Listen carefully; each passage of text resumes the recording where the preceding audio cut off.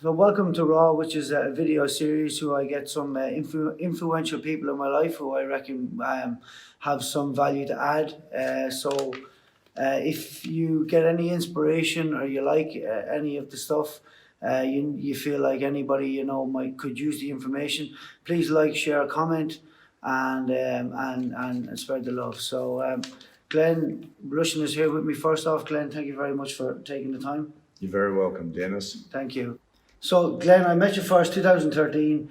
I came out here with sparring with Jeff, and obviously we met, and the sparring was great, and obviously we chatted quite a bit, and we always got on, and even back then I noticed I was on obviously a bit of a personal development voyage myself, and I was always looking to research how to become a better me and this, that, the other and stuff. And sometimes little things that I would hear sometimes would inspire me and would sort of fit in with some of the stuff that I was looking to do with myself to grow as a person, and obviously then that blossoms out in every area of your life. And one of the things you said to me here one day back around that time was, it's not that people aim too high and miss, it's that they aim low and get it.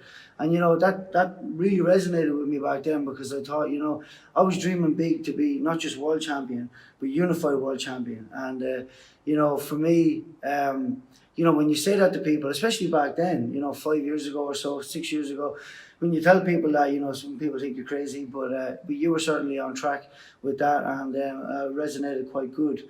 That mindset that you had obviously makes a big difference. Yeah, it does. People will generally achieve in line with the image they have of themselves. So if the image you've got of yourself is, very poor, or you don't aim high enough, you'll achieve what you aim for. And as I say to people, if you aim at nothing, you won't miss. Yeah. You'll achieve it every time. If you aim low, again, you won't miss. You'll achieve it every time. So the key is to look at what's the difference between a normal person and a great person. What do they have? What is it that's different? And a lot of it is that really powerful self-belief. And that self-belief, of course, is largely related to the image they have of themselves. So it's just developing this image of yourself that is very high. And a great case is Muhammad Ali. From an early age, he used to doodle all the time. In those days, Cassius Clay was world heavyweight champion. Over and over, he would do drawings. Even in school, he'd be daydreaming. He'd draw a picture of himself. He'd write Cassius Clay under it, world heavyweight champion. Another classic case is Arnold Schwarzenegger, that just wanted to do something great. He didn't want to be a police officer like his dad. He wanted to do something really, really great. So he set about setting big goals and dreaming the biggest dreams, and then saying, why not? As they often say, that ordinary people look at things that are and say, why? Great people look at things that aren't and say, why not? Yeah. Okay. And I spoke with Roberto Duran just before when Jeff Horn fought Manny Pacquiao. And I said to him, do you think Jeff can beat Manny Pacquiao? And again, he said, why not? And I thought that was very profound from the great man himself, and so, why not? And this is the thing I think everybody's got to say, why not me? I've got two fists the same as everybody else. Why not me? But most people, that's what pulls them down. As I say, losers find a way to lose and winners find a way to win. So we've got to make you a winner. Yeah, that's it. That really makes sense. And obviously, then when you've got big goals and you work towards them, and that, one thing really, Jeff's rise and how fast he got up, and the opponents that he fought at that level.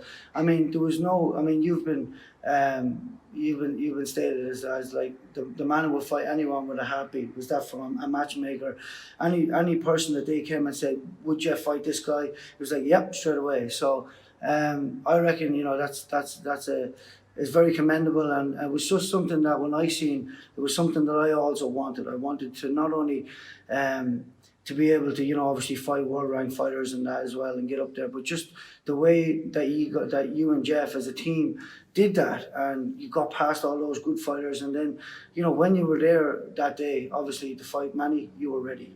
So I actually thought that was a good one, and so a lot of people might want to choose the road of least resistance, and obviously you're the opposite way on that side, and Yeah. and I'm the same too. What would you say about that?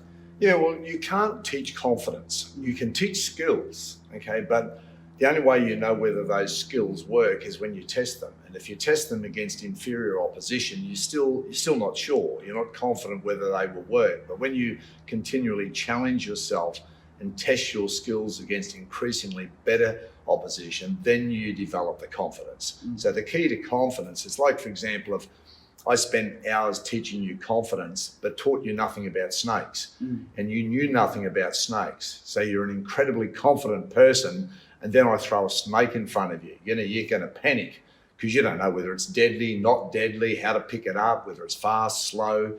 You have no idea. So without knowledge, you can't be confident. So confidence is not just this general thing. You're confident in certain situations. Yeah. So what I was doing with Jeff here, and again with yourself, as you know, when you come on board, is to say we need to fight really good opponents. We need to develop our skills, refine our craft, and then test them against really good opponents. When you beat those really good opponents, it just fortifies you inside. You know your skills work. You start backing yourself, and of course that just goes on and on and on, and just keeps it escalating. So, as I said to Jeff, if we're going to be found wanting, I want to be found wanting on the way up. I don't want to become a legend in our own mind and basically beat all these easy beats, easy fights. And, again, when we get tested against world-class opposition, we just can't do it. Yeah. So one thing I said to Stuart Duncan, who's a matchmaker for DNL, early in Jeff's career, I said, Stuart, this is what I want. I said, I want you to line me up against world-ranked opponents. They must have at least a 90% win record, and they must have had at least 20 fights. And he looked at me and he said, are you crazy? He said, most people don't want to fight anyone with a pulse. Yeah. He said, do you want to fight all these tough guys? And I said, that is the only way we can do it. The only way that I can develop the confidence in Jeff to beat these world champions is if we fight progressively difficult opponents. And we've done the same, as you know, as part of your journey. And the fact that you had beaten people like Nanaka, Jimmy Kelly and Jamie Weech, beaten those very tough guys, it gave you the confidence to be able to get out there against Mongoya and deliver, and stay disciplined for those whole 12 rounds. Because, as you know, it's absolutely critical that through each of those seconds, because fights, remember, are not won by the round, they're won by the second. So it's very, very important that through those seconds of that fight, you have total belief for each and every second, because if your belief falters, even for a second or two, that can be the end in boxing. It's that volatile. Yeah, well, I mean, I certainly feel that. I mean, as you know, I feel like I can feel an energy, and when you're fearless, and we're working on a game plan, that allows me to also be too. And when we walk out towards a fight, I do feel indestructible, untouchable, and again, a lot of that is thanks to you and your mentality towards it as well, and just how we both can resonate. Because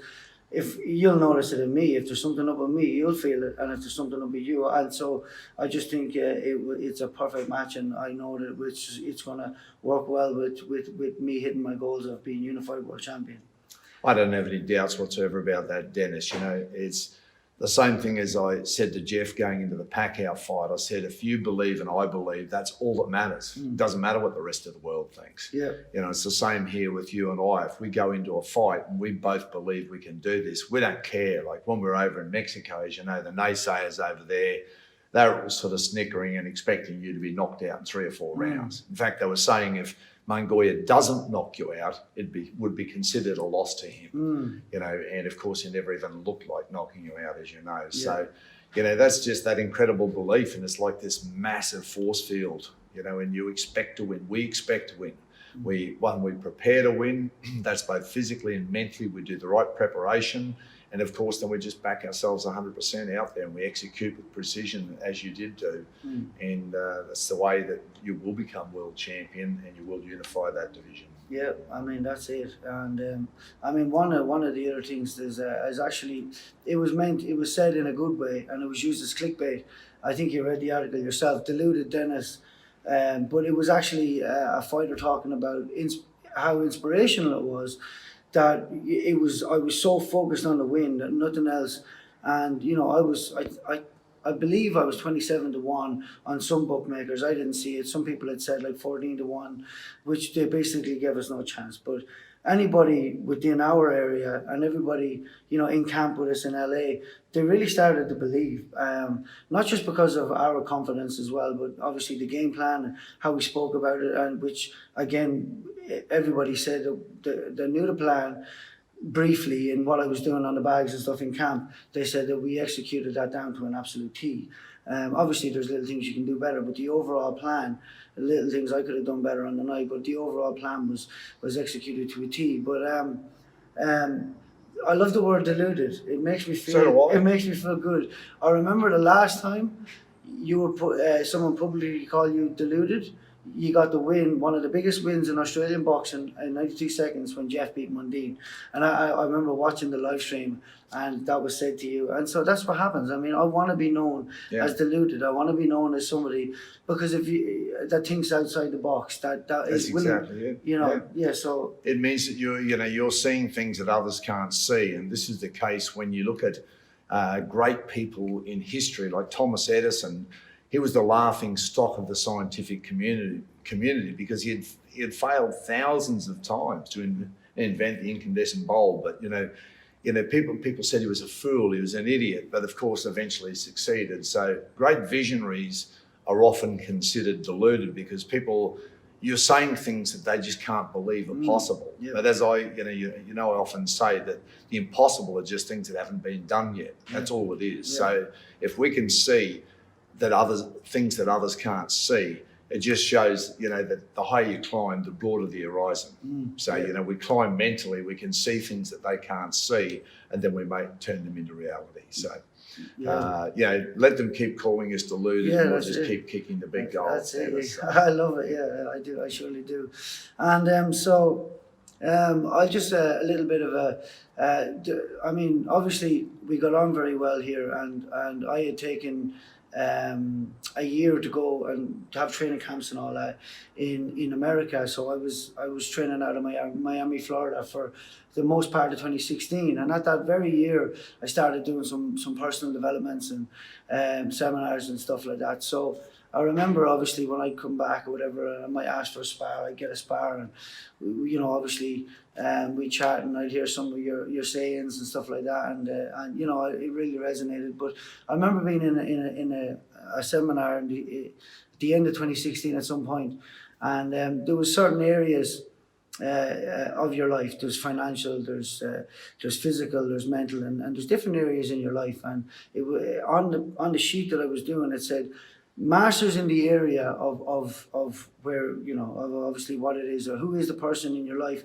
that would be the master in this area. And I remember looking at the boxing, and I know a very large range of people in the boxing world, and your name just kept coming. I wrote down your name, and the reason why I did that was because at that point as well, not only of everything that I had seen and spoke to you about mental-wise resonated with you, but you were actually picking the rounds that Jeff was beating his opponents in. I know for a fact you got 2 rounds spot on. You got the German fella, you got Vaneka, and I think you were 1 round off Randall Bailey. Am I correct in saying that? Yeah, Randall Bailey, and this is one of the things is, if you've done your homework on people and you know what your fighter can do, you can generally work it out fairly well. Yeah. So, it doesn't mean to say it's always right, of course, because there's a lot of variables in boxing, but it's very volatile. But I believe a lot in the old Chinese proverb, and that is that when the student's ready, the teacher will appear. And sometimes you've got to be ready for a certain person to come into your life. And so I think at the time, I was actually thinking a lot about you before you come here, and always thought Dennis would be a great fit here. But again, as you know, I'll never go out of my way to in any way encourage anyone to come to the gym. I never do that. I respect all of the other trainers and boxers out there. But, you come here of your own free will. And as I said to you, as long as it's okay with your team and so forth, and, the door's open and you're welcome. And I think it's been... match made in heaven. It's been fantastic, and you've got people with aligned goals, and you're in the right place, and the truth resonates with you. You can feel it. It's like a vibration. You can feel it, and you know that you're in the right place at the right time in your life for you to go where you want to go. Exactly. So, and it's been a wonderful trip together, and we look forward to continuing this journey. And as I said, the age doesn't matter, it's the fire in the belly, and the fire in your belly still burns very, very strong. That's what's important. Yeah, very, very strong. I mean, I was actually trying to think before. I was trying to think, what age do I feel? Well, I don't know, because I've never felt this good. So I can't say I feel like an 18 or 19-year-old, because even back then I didn't feel this energetic, this lively, this inspired, and this happy. Yeah. So, I mean, there's a lot to be said. But again, that time when I put you down on that, and I rang you up and had a chat. When I spoke to you, you said to me, Dennis, you'd be world champion. All the things you said to me about some of the things I could improve on it resonated so well, was all the things that I knew I needed to do. And from that moment on, I knew that this is the way we're going to be. And so then I joined up, and I remember, I've told people this before, and they're like, really? And so that is, when we came here, you said, Dennis, if you want to be world champion, it's really what you want. We're going to do skills and drills here for 3 hours every day. To get you to get me where I needed to be. So we did the classes. On top of that, I'd get in an hour early, get my stretching done, and then I'd get my work done afterwards. So I could be here for 5 to 6 hours. And that went on from January to April, up until the day that I'll never forget, the moment I never forget, when you said, Dennis, I've seen you doing everything I need you to do in some of those drills. From now on, you can be a world champion, and you can put daylight between you and the champions. That was a really good day for me, and I know that obviously there's still always more to improve on, and this is something that I'll speak about again in the next couple of questions. But obviously, it's always an evolution.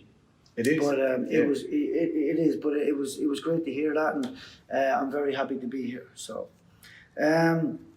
one of the other things as well that I really liked, and this was something that obviously I've grown more into it now from what we just spoke about, but when I first started coming here and sparring, one of the things that Jeff used to tell me when I used to speak to him was he wanted to fight Amir Khan or Manny Pacquiao for the World Championship belt.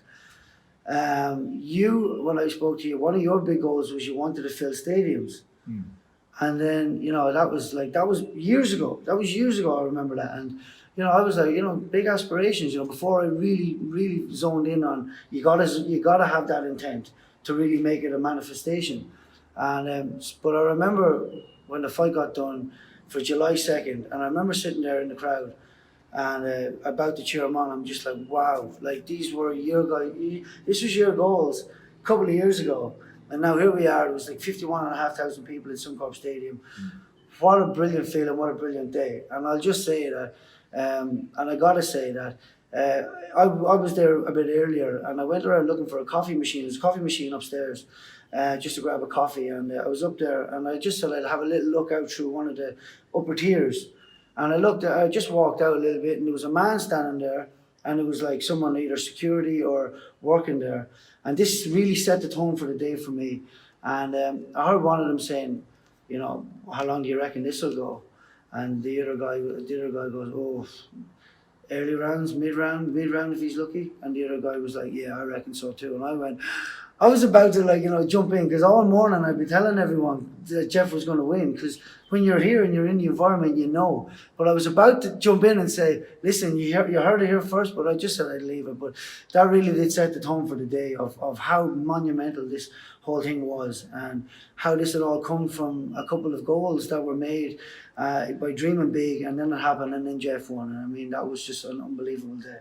Yeah, and that's the thing, as you say, it's just dreaming those big dreams and then turning them into reality. And there is a process there to make that happen, but of course everything starts with a thought. If you don't have the thought, if you can't dream those dreams, and you're never going to turn them into a reality. And yeah, that was, as you said, an amazing day. And when we walked out there, we were ready to put our lives on the line. And Jeff got in there like a samurai, and he just took it to him. As I kept saying to him, he's a man. He's just a man. And you can beat anyone, and you can beat them all. And the same thing I'm saying to you, you can beat them all. So we just have to put the work in, and we've got to get it right and back ourselves, and you can do it. And I look forward to having these same magnificent events with yourself going forward into the future, and I know that we will. And it's just inevitable. nothing is more certain. So people. I actually only had a conversation today with someone in boxing. I won't mention his name, but he was saying, how'd you come up from the fight? And I said, you've come up fantastic. I said, we're not one of these sort of teams where we're going to, get a bad decision and then roll over and tell everyone what we could have done. We're just going to come back bigger, stronger, better, and show that it wasn't, it was not just one great performance. There's many great performances there and even better performances. So that's what I look forward to, is just using that as another stepping stone, and we will use that as fuel to just drive us further. Yeah. We'll turn it into a positive, and that's something that's really important, is turning negatives into positives in your life, and always saying that when something bad happens, the seeds of a greater benefit will emerge from that failure. So it's just another stepping stone to victory. Yeah, 100%, 100%. That straight and style as well. I've heard Mungai has changed his team, and I know that Manny Pacquiao changed his team, and I think that might be a little bit underestimated, the straight and style, the Rushton effect, which I really love the name of that. But that's again, it's just one of those types of things where I think people just don't really know what it is, and they question, and people really, the fighters must really question what's going on after the Rushton effect has taken place. And I remember the first time I experienced it, when I used to spar Jeff a lot, but I remember one time he came in and he was on fire. He was about to fight in Perth. I was about to fight for the Australian Championship, and Ben Robert. Yes, that's right.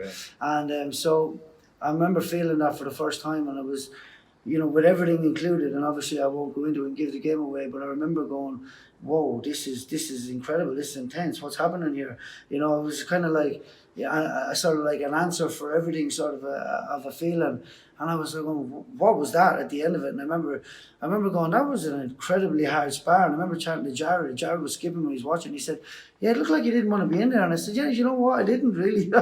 I just said, let's get to the end of this spar. It was the first time I experienced it. But now I got up here, we've been doing a lot of the skills, and we've been going through everything, and now I understand it for what it is, and it truly is a brilliant blend of everything together. And I'm glad that I've worked on it, and I'm still always evolving and getting better at it. So. Yeah, it is one of those things. When you've got all the answers, it's hard not to be incredibly confident. Yeah. There's a difference between, as I said to you over in Mexico, believing you can win and knowing you can win.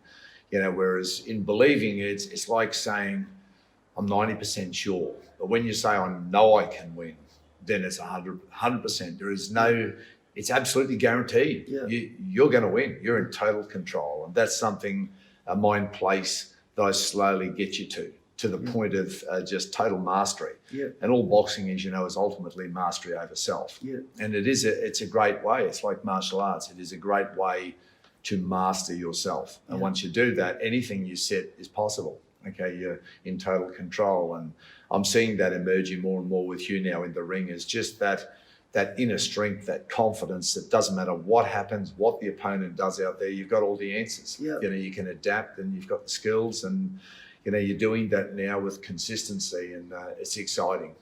Where we go from here is the journey is going to be incredible. So looking forward to it very much, Dennis. Yeah, me too. Let me tell you, me too. I'm very inspired. But one really cool thing that hit me was, obviously, after that fight, July 2nd, and the partying was done that night, and we got in. It wasn't on Monday; it was the Tuesday, and we had our usual session going on. And one thing that really struck me in a good way was, we were all sitting here, and then you come out, to talk, and we spoke about that fight for like 20 minutes, and then that was it. There was no ego on it. Like, it was just like, right, well, we've done what we said we'd do, and that's it now. So let's get back into drills. So one drill you wanted to work was something that you'd seen from that fight, and that just struck me as incredible. I was like, we could have. If we had done nothing today and we had walked off, it would have been fine, because it was one of the biggest upsets that was in boxing ever, as perceived by the outside world, not from inside the camp. And so not only then did, it was just, well, we dreamt it, we done it, it's done now.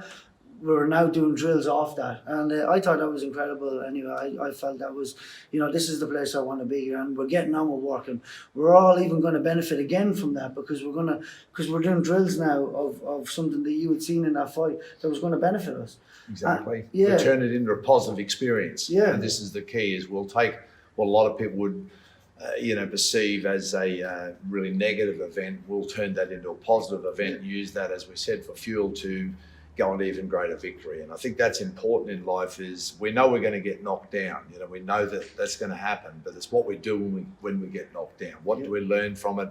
How do we grow as a human being? How do we grow as a boxer? And that's very, very important. And of course, it's also important for you to see that I've taken it in a positive way, which I have. Yes, it hurts at the time.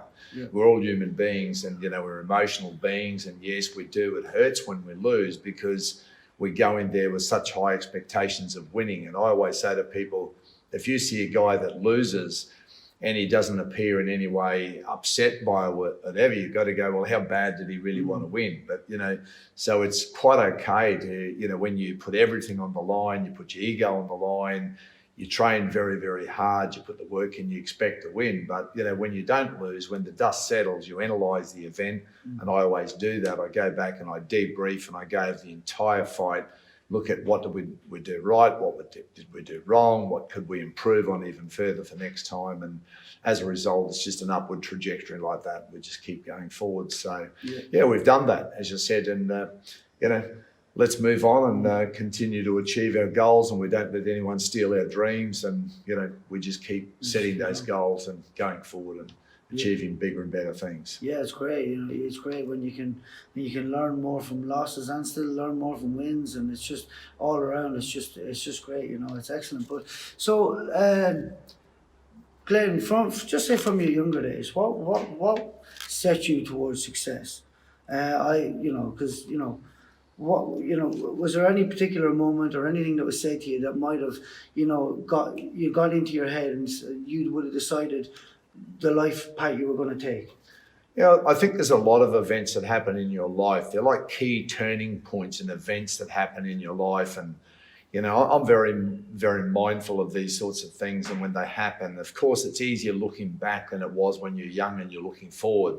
As I often say, the higher you climb, the broader the horizon, the more knowledge you've got, the more you can see why things have happened as they've happened. But for myself, I grew up, we were very poor as kids. We had nothing. And, my mother always used to, whenever we'd see a nice car or a nice home, she'd always tell me that's how the other half live. That's how the other half live. And it used to really annoy me. And I remember thinking, why are we in the shitty half? Why are we here? Yeah. And it was always just, that's the way it is. Yeah. Like her idea was, we were born in the shitty half. You're going to die in the shitty half.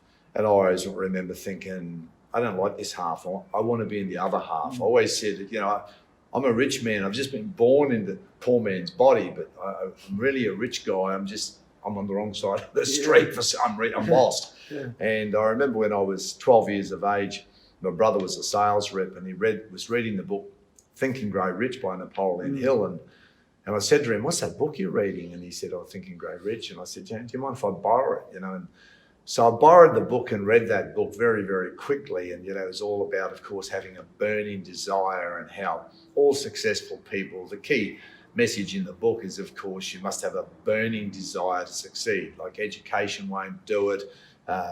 Luck won't do it. Being born won't do it. It's you've got to have that burning desire. So, yes, I had a burning desire to get out of that shitty half and, get into the other half. And, then key events happened. I got bashed really badly when I was also 12 years of age. So it was a critical time in my life.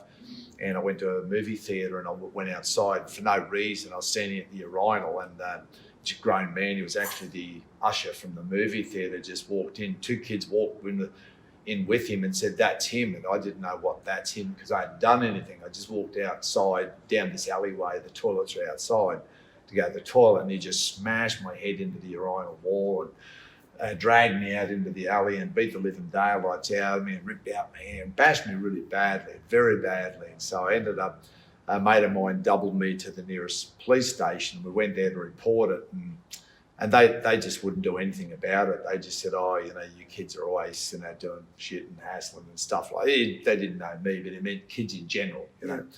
And so as I was being doubled back, I said to my mate on the bike, I said, this will never happen to me again. I said, I'm going to become Superman. Yeah. I said, no one will ever do this to me again. Take my liberty, my freedom, and they never have. So I set about becoming, as I said, I wanted to become indestructible. And so that was how I took that negative event, and I realised at that point that you've got to become your own best bodyguard. Yeah. It's not that I had anything against the police, I still don't. In fact, I've taught a lot of police officers over the year who do a very difficult job. So it was nothing personal against the police. It was me taking responsibility for my own safety. Yeah.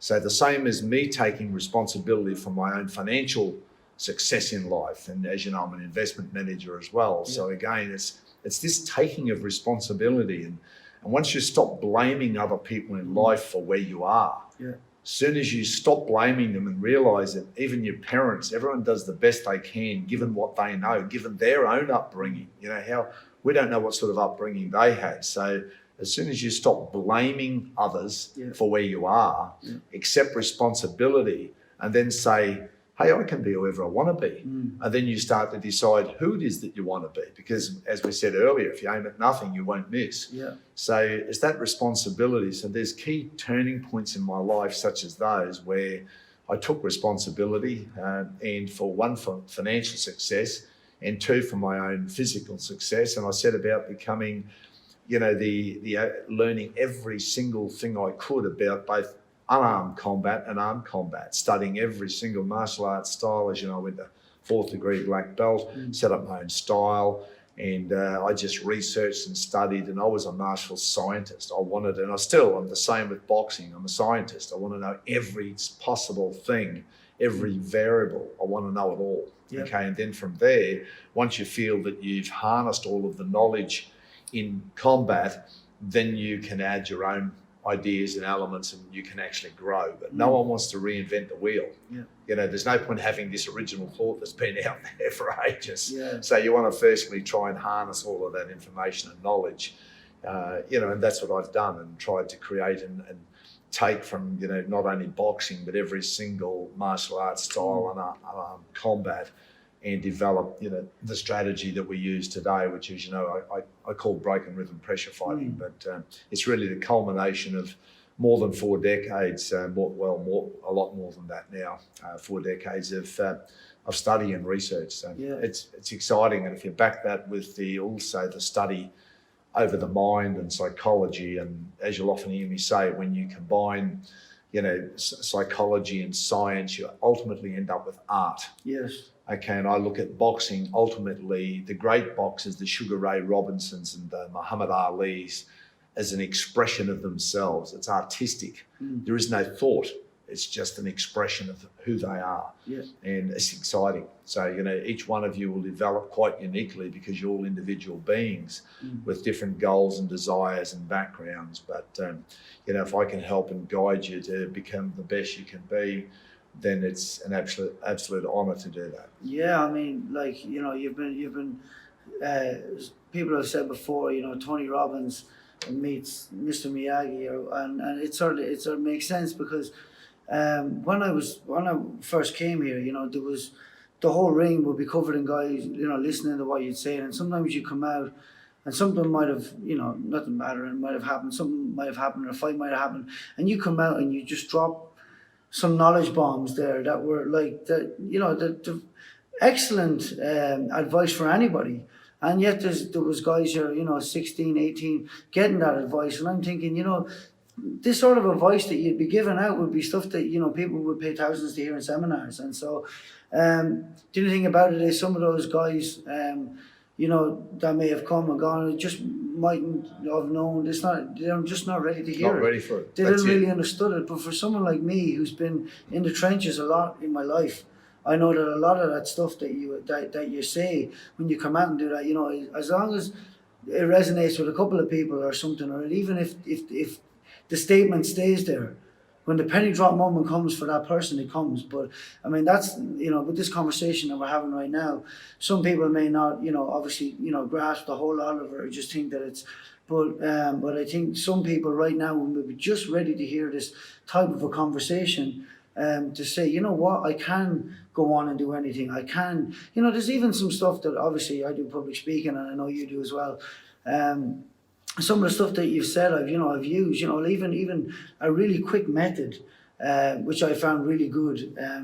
Obviously, I like to do some affirmations, and I'm, on record talking about affirmations and visualization and all that stuff. But, just simple things like, ask yourself, what's getting in the way of me achieving my goals? And you can write the positives of what's helping you, the negatives of what's not.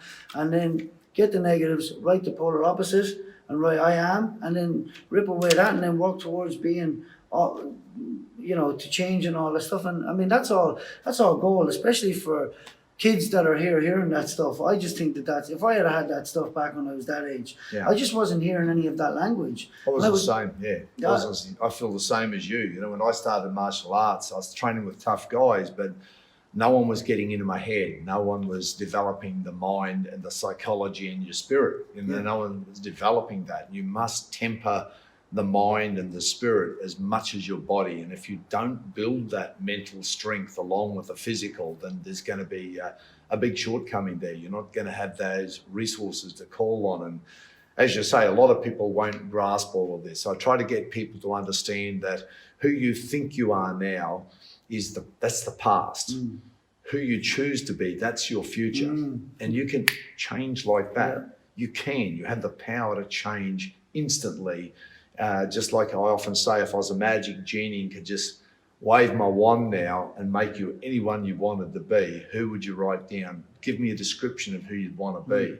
You do have the power to do that quickly, but people rarely do. They have the power. And the sad thing is, I've often said, is when people realise all too late in life what they could have done. It's a little bit like Marlon Brando, when he says, I could have been a contender. Yeah. I could have been. Could have been, yeah. Do you want to get to 60 and say what you could have done? Or do you want to put your ego on the line now and do it? So, I prefer to keep putting that ego on the line, and another thing I say about putting the ego on the line is that, those that mind don't matter, and those that matter don't mind. So the people that really care about you, if you fall, they won't mind. They'll still love you, And that's what I often say to the guys at training, hey, I'm still going to love you even if you lose. So don't get out there and think if you lose that somehow I won't think as highly of you. That's just not true, because I respect everybody that climbs through those ropes. But I have another saying, as you know, that I'm sure you've heard me say, and that is respect everyone but idolise no one. Yeah. Because as soon as you idolise anyone, you lose sight of your true self. Yeah.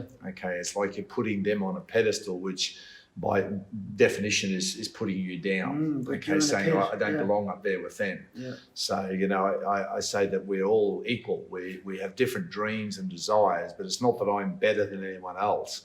It's just that I have different goals and different dreams and desires. So, as long as we go through life like that and respect everyone but idolise no one, I think we hold everybody in their true light. So, and it's a good thing. I mean, I really like that one, before. It's like, someone may have a loss on the record and that. It's like, and another saying, which something you said one day, is kind of like you're under no obligation to be who you are even 30 seconds ago.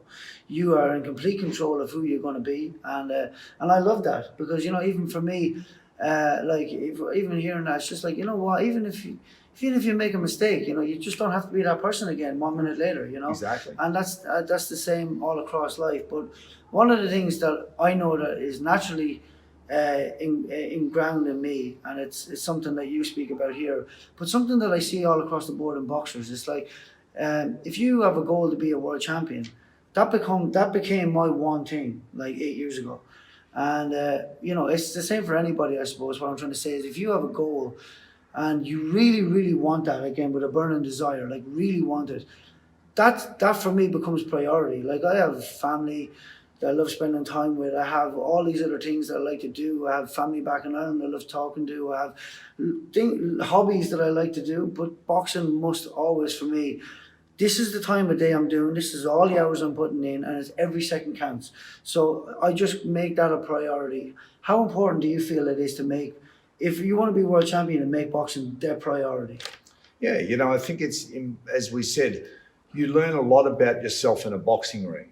To me, in martial arts, dojo means a sacred place. In other words, where you train is sacred, because this is where you're achieving self-mastery. So to me, it's a very, very important vocation. A lot of people don't really understand. They look at boxing, people that don't understand, and look at all the negatives, and might be getting brain damage from getting hit. They don't look how many lives boxing has saved. It saves thousands of people here. Mental health, when you do a lot of exercise, it moves the blood and the oxygen through the body.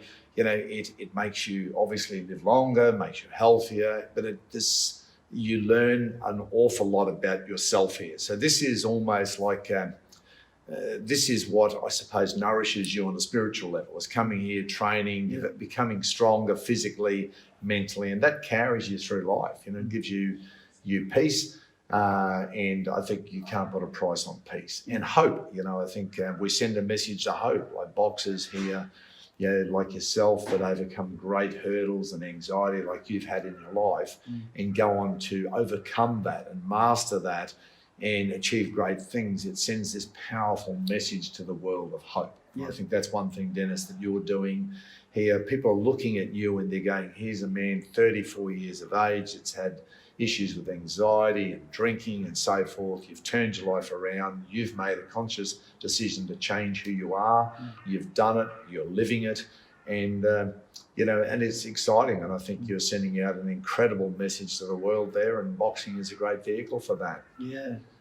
Great. And, but we'll take this chat up again, I think, another time, Dennis, and let's cover some more exciting topics and things. And I'm sure there's a lot of people out there, that, as you said, are thirsty for this sort of information, and it's going to help them on their journey in life. Yeah, cool. Thank you very much, Glenn. Much appreciated. You're very welcome. Cheers. Yeah. Thank you.